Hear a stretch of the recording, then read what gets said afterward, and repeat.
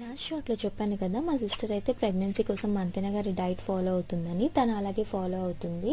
కానీ ఒక్క మాట చెప్పాలి అంటే, మనము ఎన్ని మెడిసిన్స్ తీసుకున్నామా, ఎంత డైట్ తీసుకున్నామా, ఇవన్నీ కాకుండా దేవుని అనుగ్రహం కూడా ఉండాలి. నిజంగా మా అక్క పూజలు కూడా చాలా చేసింది.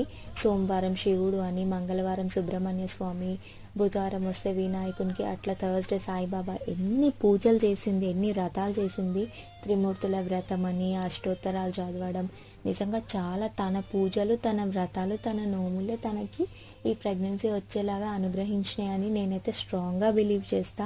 సీరియస్లీ కార్తీక మాసంలో లాస్ట్ ఇయర్ అసలు ఎంత చేసిందంటే, ఫాస్టింగ్ ఉండడము, ఆ శివుని స్తోత్రాలు చదువుకోవడం, నేల మీద పడుకోవడం, అట్లా ఎంత స్ట్రిక్ట్గా చేసింది పూజలు. నిజంగా ఆ శివయ్యనే అనుగ్రహించిండు కాబట్టి మా అక్కకి ఏ మెడిసిన్ పడకపోయినా తనకు న్యాచురల్గా కన్సీవ్ అయిందని నా స్ట్రాంగ్